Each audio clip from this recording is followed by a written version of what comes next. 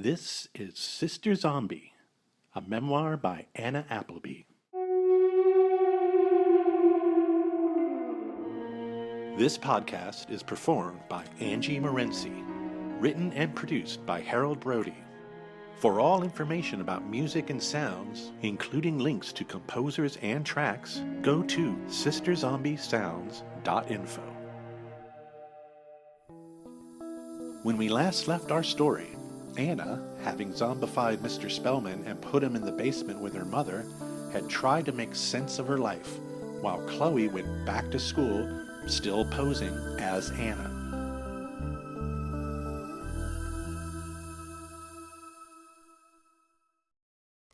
Chapter 38. The Game is All. As told by my sister, Chloe. Hey everyone, Chloe here. Well, that was some fucked up shit with Mr. Spellman and all, but I got the message in my bones loud and clear from Anna. It said, get your ass out of the kitchen and into the front yard and waste this dude before he ruins all our lives. So I didn't hesitate. I told James to stay there in the kitchen, stare at his cereal, and keep eating until I got back. And then I went outside and did my thing, which Anna just told you about. I guess she didn't care that Spellman saw us together.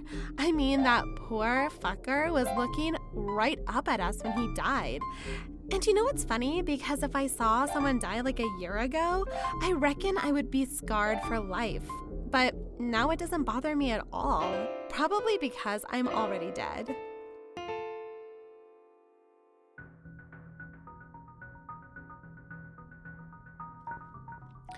So, after that, I had to do what Anna told me to do, which was fine because I was going to do it anyway. So I took me and James to school, and on the way he called his parents and grunted a few times, and I'm sure they thought he was a total spaz. But at least he called and wasn't dead. Well, at least not anymore. Anna wants me to remind you here that I knew how to drive, unlike her, because Anna is a big chicken when it comes to driving, but not me. Okay, Anna's pretty brave when it comes to other things, she wants me to say. But I have to be truthful that on that morning while I'm driving me and James to school, I was back into my Anna is a cunt mode for killing me and all. And I figured she would think that I was getting back at her for making James love me, but how did I know that was gonna work? For all I knew, James would just go on hating me. I mean Anna. 'Cause, like, why wouldn't he? Anna's a total fucking freak. Everyone at school knew that, not just James. I think that maybe Anna was right when she said that James maybe secretly knew I was Chloe and not Anna, and that his dead girlfriend had come back to him, which kind of made sense seeing that now he had died and come back to life just like me. Oh shit, who knows? This is all getting kind of complicated, and it's all just some theory and shit. I didn't really know what was true anymore. All I know is that I gotta take James to school. I also know is, since everyone thinks I'm Anna, and that I finally know that I'm not really Anna, me and James are gonna go to school and fuck some shit up.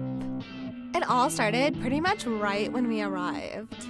I parked the mom-mobile in the parking lot, and me and James walk with our arms around each other in front of everyone.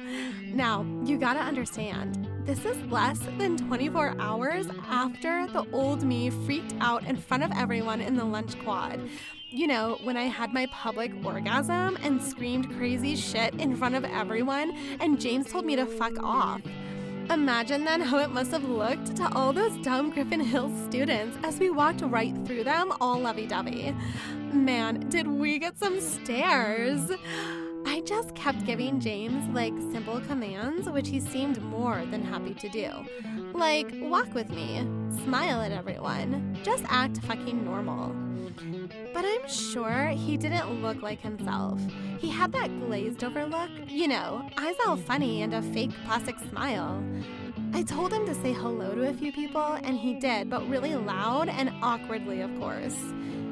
Now, I knew that all the students already thought that I was a freak, so maybe they thought I had converted James or something, since now he was acting like me. That's what boyfriends and girlfriends do, right?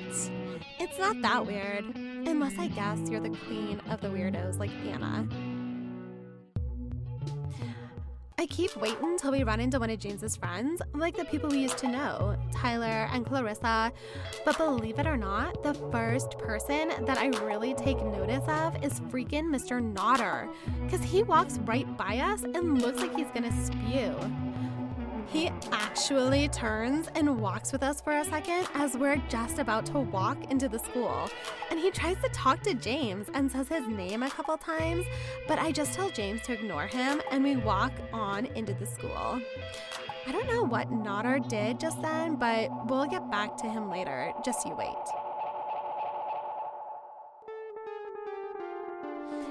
So, me and James head right over to Tuxford's art class because we were just making it before the bell, and just before we go in, I tell James what to do.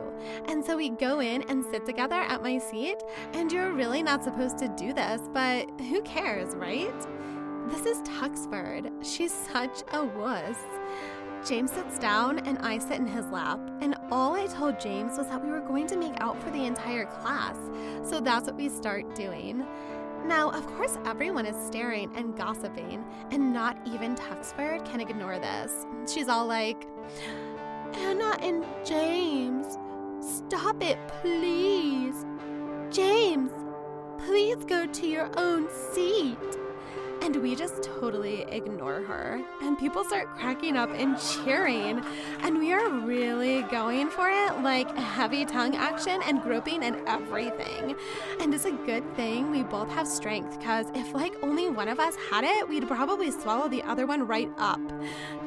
Tuxford starts getting really mad, especially for her, and I hear her threaten to get Nodder, but I don't hear much else because everyone in the room is talking or laughing or cheering by now, and I kind of feel like cracking up myself. But I have to admit, I'm having a great time with James, and it doesn't feel like either of us want to stop. It didn't feel like love or nothing, just wild fucking hormone-driven sex. I don't know what it is about being a zombie or whatever. All I know is my body is saying, do it, in big capital letters. So no way, Tuxford, we ain't stopping. Well, we did stop when we heard Nodder's voice booming at the door in what seemed like hours later. So we got up to go down to his office, and every student in that class gave us a standing ovation as we left.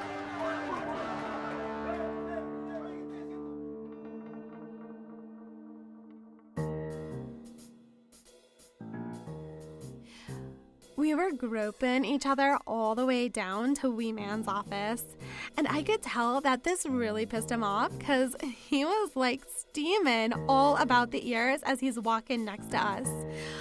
When we finally get to his office, I sit in James's lap, just like I did in art class, and Nodder says something like, don't, and it was just so awesome to ignore him and start making out again. Nodder just starts getting real mad, but then he gives up with the whole anger approach because it's just not working at all. Then he starts to do something different, and even though me and James had our tongues in each other's mouths, I was still listening to him because there's no way I was ever gonna forget anything about this day. I mean, I may not get what Nodder said verbatim, but I can tell you that it went something like this. Miss Appleby, I will address first you, since I'm certain that you are behind the corruption of this fine young man. Do you understand that tomorrow is the biggest football game of the season against our crosstown rival Plainfield? I suppose you wouldn't, seeing how you're still quite new here. Well, I can tell you, Anna, that nothing you do will distract this young man from his duties as starting quarterback tomorrow night. Nothing. Now, I don't care how strange or unfortunate the events of the past week have been. We operate on tradition around here, which goes back way further than you and your poor deceased sister, God rest her soul. But it's time we snap out of it. Life goes on for the both of you.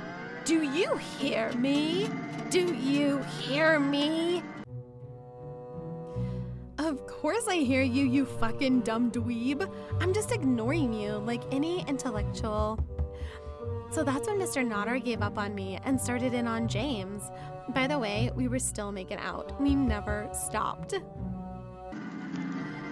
James, son, I know Chloe had an effect on you, as she did on all of us, with her spirit, her verve. But this is not Chloe you're with now. She may look alike, but it's not her. Remember yesterday, son? At lunch? You wanted nothing to do with her. What happened? What did she do? I mean, just because she's available doesn't mean you should. It's not right. I can't believe this guy is an educator. Seriously. But this is fucking Hicktown, Ohio after all. What do you expect? Me and James were lip-locked. That part was easy. Finally, Nodder decides he's got to bring out the big guns, so he says, "Fine. Feel free to continue this behavior. Let's see what Coach Holden has to say about this." And then he storms out of the room to get Coach and plan something, and I actually start to laugh in James's mouth because I know what's really up with Coach because I was the one who killed him. I pull away from James for a second because, I mean, to be honest, my lips were getting sore, and also half of what we were doing was for show, too. I mean, how long can you kiss someone before you just want to be done with the kissing and move on to the sex? That's when I ask James this question. Rhetorical, I know. You still want to be quarterback tomorrow night, right? And James gets all stiff and puffs out his chest like Tarzan. Star. Well, I think this is fucking hilarious, so I laugh. But then I tell him before Coach can get there, you are gonna beat Star. You're gonna beat Plainfield, and you're gonna win. Win! Now, when he asks, you tell Coach that, and everything will be fine. And James just smiles and grunts and tries to kiss me again, and I let him. A minute later, Nodder and Coach come in, and me and James give it a rest for a change. And I try and imagine what kind of state Coach is in, because last time I saw him, he was a walking lobotomy. Nodder doesn't look too happy, and I'm thinking that's because he didn't get too far talking to Coach. Nodder sits behind his desk, and Coach just stands there with his mouth open like a goober. And Nodder says, "Coach, tell James what I just told you." And Coach is like real slow to do anything, and Nodder rolls his eyes and is going nuts. And I'm about to laugh again until finally Coach says loudly, "James, we have a game tomorrow night. What are you gonna do about it?" Now James doesn't waste any time with his answer. Win. That's enough, baby. We all know we're gonna win tomorrow, so there's no problem here. Isn't that right, Mr. Nodder? And Nodder is still behind his desk, but he looks like he's gonna explode because I assume he wanted Coach to tell me to fuck off and leave James alone. But what Nodder doesn't get is that Coach ain't saying shit and that I am in charge here. I'll prove it. Nodder tries to get back some control by asking James and Coach to be excused while he talks to me alone. But I am having none of that shit. I just pop out of James's lap and announce to that little fucker. Sorry, Nodder, but me, James, and Coach are all leaving together, and there's not a damn thing you can do about it. Toodles. And then I tell everyone to leave, and Nodder stands up and starts screaming that I'm expelled and I'll never be allowed back to Griffin Hills again and all kinds of shit like that. But to be honest, I wasn't listening. I was walking arm in arm with James right behind Coach and right the hell out of there. I tell you, it was fucking sweet. I took James outside then because I figured I was expelled anyway, so what was the point of going to school? Hell, if Anna could do it, so could I. And I was Anna. I felt pretty happy then. I felt like myself again. I had the hottest guy in school ready to do anything for me. My only real responsibility was I had to follow my sister's commands, but I felt pretty sure I could work with that without too much hassle.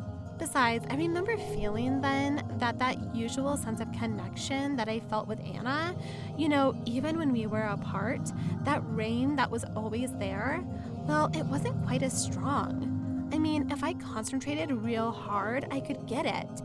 But I guess I was too busy just doing my own thing, and maybe Anna was doing hers. At least I hope she was. That would be good for her. I really did want her to find some kind of happiness, just so long as it didn't mean I had to suffer. So no more fucking killing me, bitch.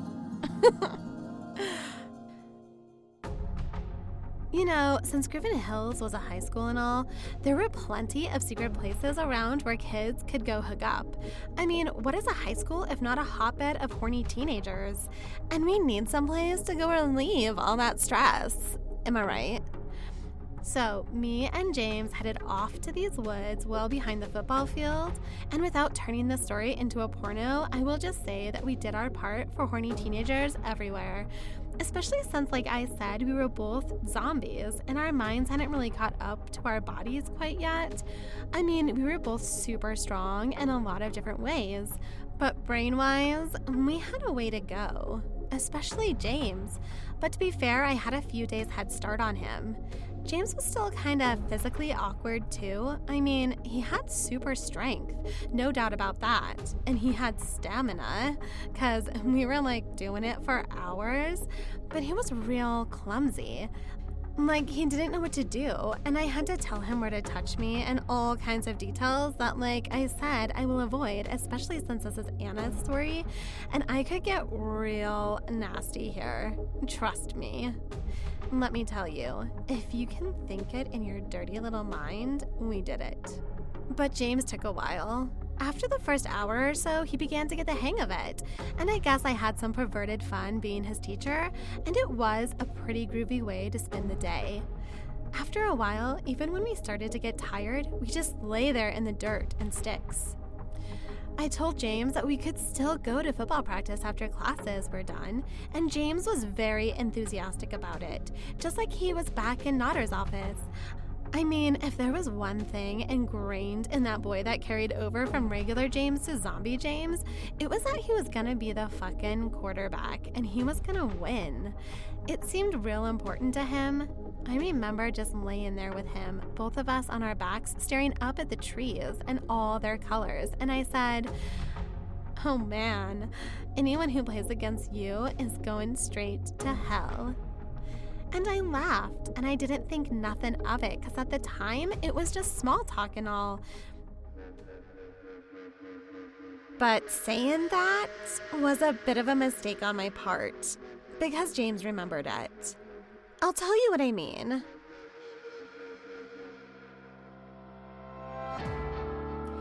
We went to football practice after school. I mean, what was Nodder gonna do? Not let his star quarterback practice one last time before the big game? And I was going too. We were a package by then. You get one, you get the other. Anyway, Nutter wasn't even there, just Coach and the rest of the amateurs, including Zombie Paolo, who would just stand next to Coach with his mouth open like the biggest moron in the school, which he probably was. Coach would just stand there saying shit like, "Do some drills," and "run laps," and "practice plays." And the team must have thought this was some weird new coaching technique, but they didn't seem to care. And anyway, they had been dealing with Zombie Coach for a couple of days now, so yeah. We were a little late getting to practice, so James goes to the locker room and gets dressed and comes out and gets in there and runs around a little. And I'm just situated with a few of the other students on the side of the hill, like always, you know, the other players' girlfriends and such. Except, of course, they are like staring at me big time because I am the new queen of the school freaks by about infinity times over now. I mean, think about it. I'm Anna. I was a freak from day one. Then I go and murder my sister and everyone knows about it. Then I hit on my dead sister's boyfriend. Then I masturbate and come in front of the whole school. And now I'm dating James for real? And I get expelled? Holy fucking shit, I thought to myself. This is great. I'm the biggest fucking freak of all time. If they hand out an award for that, I win for sure. I remember thinking then, I bet I may have crossed over. You know, becoming so big of a fucking freak that now I was cool. Yeah, I bet that's what happened. Scratch that. I know it. All those other girls sitting there near me, they couldn't exactly be jealous of me, even if I was dating James, because I was so far gone into the world of freaks that I had become like the uber freak, which was probably pretty scary to them, but they had to admire it. They had to admire someone who could go that far and still come out on top, so to speak. I mean, I had James after all. I could be a constant source of mystery and amazement for them, and that's pretty cool.